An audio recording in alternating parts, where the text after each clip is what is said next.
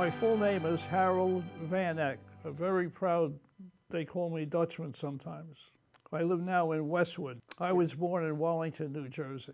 Today, I am 96 years old. On December 7th, I was at the Meadowbrook Country Club in New Jersey. Tommy Dorsey was a band playing there. I was there with a good friend, two girlfriends, and suddenly about 5 o'clock, this was an afternoon, everything stopped and the announcer came in and said, Japan has attacked us at Pearl Harbor. December 7th, 1941, a date which will live in infamy. The United States of America was suddenly and deliberately attacked by naval and air forces of the Empire of Japan. I got into the United States Army by being drafted in February, I think it was 1943. I never had basic training in the service. When I first went in, they registered me as a MOS, Military Specialist Stenographer. The Army had such need of stenographers and so on. Immediately they put me to work in the office, so I never had basic training. I was assigned to go overseas with one whole division. That division left in August on a convoy on a Queen Mary, the RMS Queen Mary, a luxury liner, but there was no luxury on that ship. As a matter of fact, we were 9,000 people. There were 2 chow lines. I would get on a chow line in the morning, and after that, I would go on the next chow line so I could be eating all day. According to the reports, a lot of people, soldiers, died on the trip because of overcrowding. 9,000 was obviously too many for that ship. I met my wife about 2 or 3 years before I went into the service. Believe it or not, by accident I met her at her house. I was on a blind date with 3 Girl Scout leaders of her family, and we were 3 Boy Scout leaders. When we got to meet them, they were somewhat older than we, but as Scouts of Honor, we went through with it. We hiked up High Mountain. One of the girls broke her ankle or sprained her ankle. We carried her down the mountain. We took the 3 sisters home, and at that point, I met Florence. She was, I guess, 18 at that time. The D-Day is absolutely responsible for our marriage. There's 3 ways to do things: the right way, the wrong way, and the Army way. Our officer called us, and our commanding officer, and said, nobody leaves the camp, nobody gets an overnight pass, nobody gets a weekend pass. And then I had a big mouth always, and I said, but I wanted to go home and get a furlough. He said, I'll get you a furlough. He immediately got me a furlough. I left the camp after calling home that we were going to get married. I called in, and within about almost no time, they arranged for the wedding, which took place on May 21st, 1944, about 2 weeks before D-Day. If it had not been for D-Day, why this was supposedly General Eisenhower's plan to continuously fool the German High Command. They want the Germans to think they were going to go from the Mediterranean to southern France, but they kept, I would assume, having different dates, trying to fool everybody as to when D-Day was actually going to be.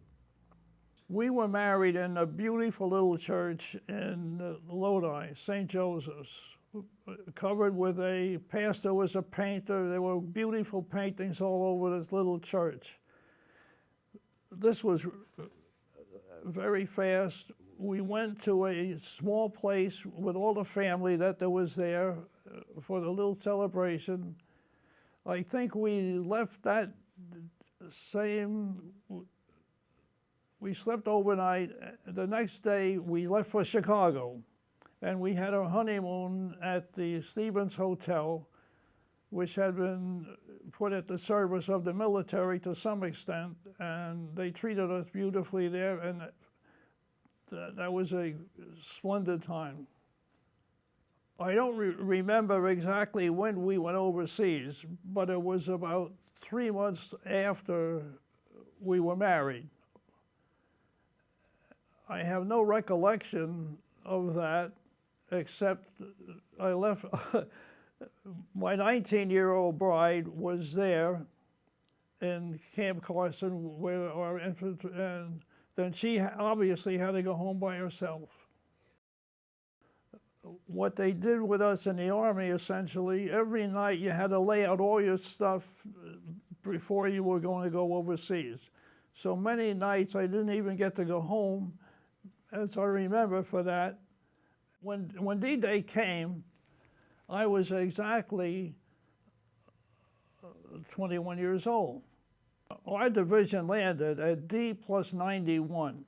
That's 91 days after the invasion. And we were probably the first to land, except at Omaha Beach or Utah Beach or any of the other beaches.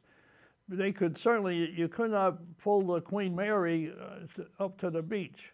So we left, we left a long time before and went on a raft from the middle of the bay, which was still probably not in perfect shape, to the shore. We went from the ship and at the bay at Cherbourg, the big city in France. Was not ready, I guess, for anything.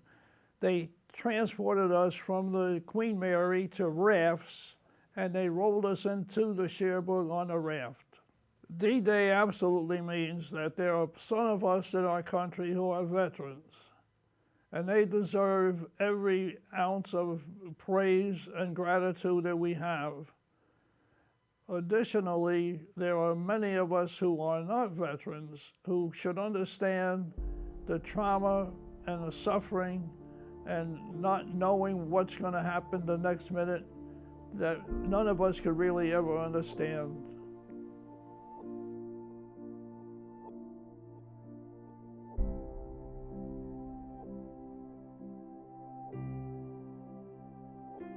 And my job throughout the war was to be the stenographer in the 104th Infantry Division as we went all the way to meet the Russians. During this time, I saw no action, but at the very end, the last trip we took, we had to find an inventor. We got to this town, it was like everybody was hiding, very, very quiet. Finally, we saw a tank who had knocked out a part of a house. We went downstairs into this garage. There were 3 of us. There must have been 4 soldiers or so down there. Nobody said a word. I looked at these men and I thought that there was no way they could ever move again. After a couple of minutes, a sergeant came in, barked an order, and these poor young men got up and all walked out. At that time, I already knew how evil war is and how terrifying it is to the civilians who were caught in it, and obviously to all of the men. When the war was all over, fortunately, I went to work in Newark, New Jersey. I went to school at Rutgers University. The Army eventually paid for 2 degrees for me, and before going to the school, I had enough time. I go to a miraculous medal novena every Monday. I waited till everybody else was done. I had a lot of problems. I went and talked to the priest who was there, and he had an answer for everything. After about 3 or 4 months, he said to me one day, we became pretty good friends, I guess, and he said, I'm not feeling that great today. I said, what happened, Father? He said, they sent me out on a sick call to a 26-year-old sailor, and he died in my arms. I answered, well, Father, you'll see a lot of that before you're through. At that point, I had thrown very difficult questions, I thought, at him, and he had an answer for everything. And then I realized how young he was and why they put him in Newark, New Jersey at the cathedral. And that helped me enormously to get over all the shocks. As a person, even to this day, I cannot understand why we have wars. Except one time I was talking to the dean of the Berkeley School. I call C-SPAN a lot. And this dean was talking, and very well, had good answers, and he said, why do we have wars? So I called in and I said, money. Raytheon gets $1 million just for one certain bomb. There's so much money to be made, and it is my intention that here's the way I have stated, 53 million people died in World War II.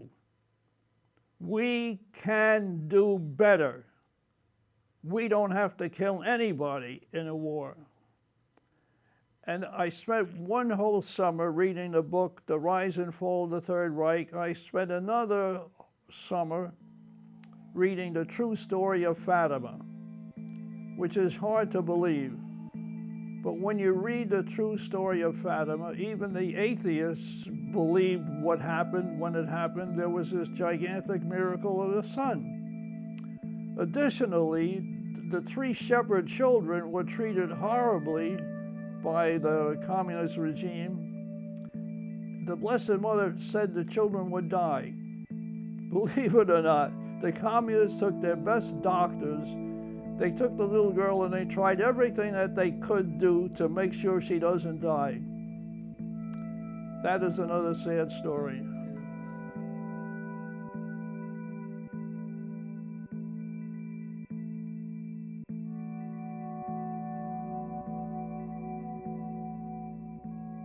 I am wearing this miraculous medal because I almost died, I think, twice. In one case, I think the miraculous medal saved my life all through the war. And I almost froze to death one time, and people took us into their house and even put our feet into the stove. And that was one case. Another case, I was standing near a window, and I suddenly moved my head, and as I moved my head, right behind me, there was nothing but bullet holes. The colonel grabbed his gun and started running down the steps and said, let's go get him, let's go get him. But then he turned around and said, he probably got away. So that was as close as I ever got to losing my life in the service. We're having a celebration on June the 2nd at Seasons, and we hope to give away at least 100 of the miraculous medals to whoever wants them. I don't believe in forcing anything on anybody, so that's a part of the plan. And Thanksgiving, also in Thanksgiving for the 75 years of wedding. When I was in the service, I always tried to be a good soldier, and I did get the Good Conduct Medal. I received a Bronze Star Medal at the end of the war for meritorious service in the campaign. Additionally, they talked about a war crimes story of the Dell brothers. The basic story of that, the Germans were very smart. They apparently took the Russian prisoners of war and moved them close to France so that they couldn't escape back to Russia. The Germans who were accused of mistreating the Russians said they were so good to them, they even let them eat the apples that were down the floor, on the ground. And after about 3 days or so of questioning the one fellow, we were on the 8th floor of a German prison. He jumped over the rail and tried to kill himself. We understand he broke almost every bone in his body, but at that time we had to move on, and I don't know if the man died or not. Essentially, I have 3 patches. One is AA, the next is what they call the Army Specialized Training Program, and the third is the 104th Infantry Division. After our division was a assault division, which I didn't know I was put in there as a replacement. We were one of 4 divisions scheduled to make the initial assault on Japan. Several of the boats were already on the ocean carrying our soldiers to be part of that armada to attack. From whatever we heard, the soldiers took their rifles and threw them into the ocean. After that happened, they turned the ships around and they brought us back, and then we were separated from the government. I wanted to go to officer candidate school, and so they had opportunities all the time. 100 of us started the school. After 5 weeks, there were 21 of us left, and then somehow I was one picked to go to the Rutgers, eventually the Army Specialized Training Program. The end of that story was when we got the atomic bomb, or whenever it was, they took all of us, put us on a railroad train, and sent us from New Brunswick. I don't know if they took language students, but all engineering students, they sent us from there to the infantry. Took 4 days, because they were shipping so many supplies to the ports that we kept being put on a sideline as they let the trains go by. We were building up what we didn't even go into that. What won the war was our possibility to outproduce everybody with planes and everything else, as we did and as we won. But what a sacrifice of everything. But then, when I got to the being fortunate, that unloaded the train, we were all in this great big gymnasium. They assign everybody, and I'm the last guy there, and I'm sitting against the wall like this, and the guy comes along and he says, "You got the best assignment. You're going with the Inspector General." But that was only temporary. Because there I am, and they have me typing, because they're getting ready. Everything got to go to Washington, D.C. So they send me a letter to type, and I go into the colonel, the Inspector General. I say, "Sir, you can't send," I don't even call him, I was just a kid, "You can't send this letter to Washington." He said, "What do you mean I can't send this letter to Washington?" I said, "Look at all the mistakes in English." The guy who wrote the letter was an accountant. I guess even to satisfy the government, you got to have everything in perfect order.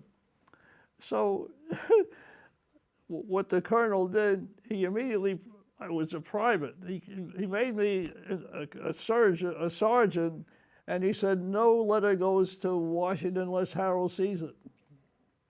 So no one had the English language, which is a beautiful language.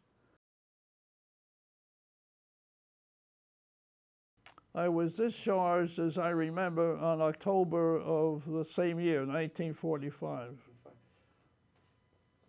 And my last job was counseling in a separation center that we had. Well, it was fun, and I was in charge of all the counselors, And I said to now this time we were all tired of war, and I said to the officer in charge, if we get done with our work, can we leave? And he said, sure. So we got finished earlier every day.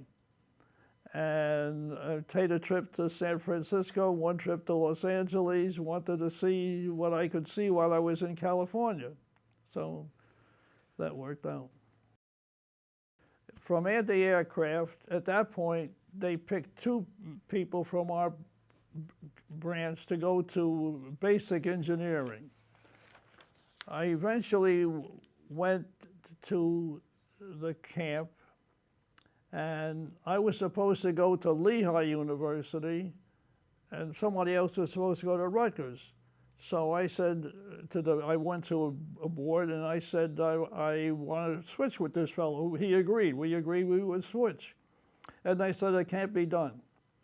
Now, when I worked with anti-aircraft, I was in the plans division and operations.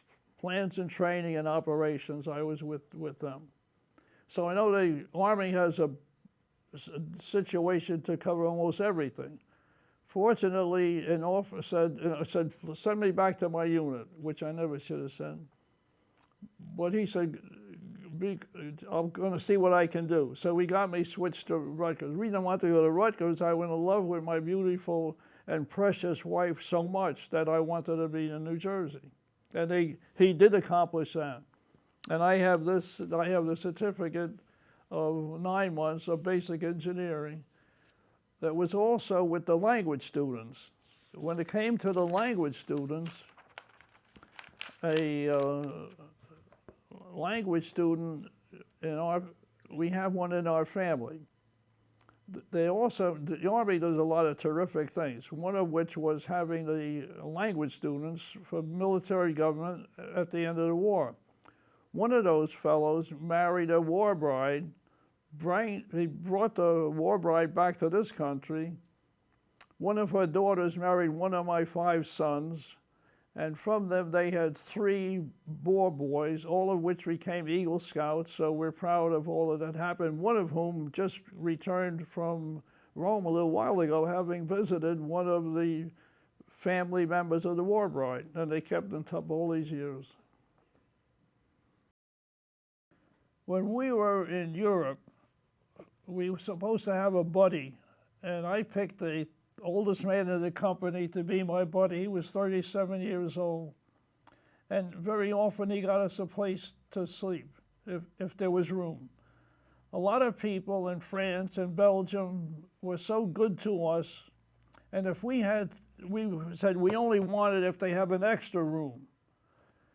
But if we had to leave very early in the morning, and it was like half the night, when we walked down the steps, these people were all lying on the floor asleep. So the people in France especially gave up their beds, slept on the floor so that we could sleep in the bed.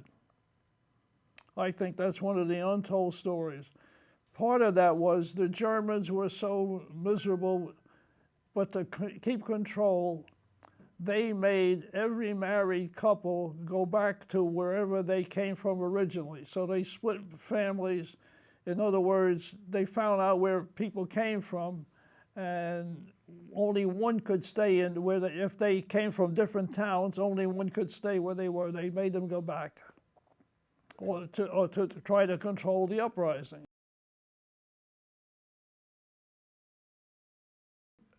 When I came home from the war, I went back to my original job, which was a Tidewater Associated Oil Company. And then after a while, for that time until 1937, I took a different job every 2 years. First a small company, then a large company, and then at the end, I was not satisfied with any of them to this extent. And I lost one of the jobs because they said I was a communist, which I was never. in any event, if communism worked, I would consider it, and I would consider anything that works. We know communism and socialism doesn't work. We know that.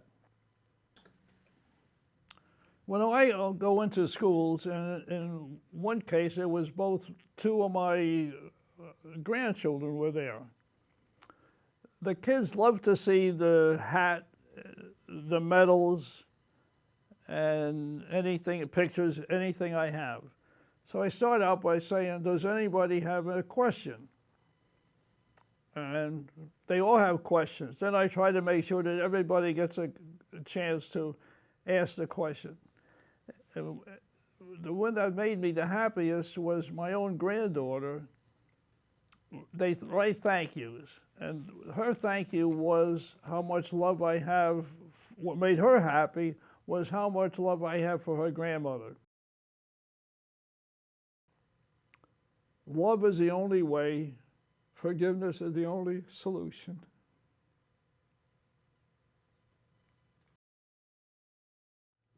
We are having a big celebration on June the 2nd, and I am encouraged to talk about things like this.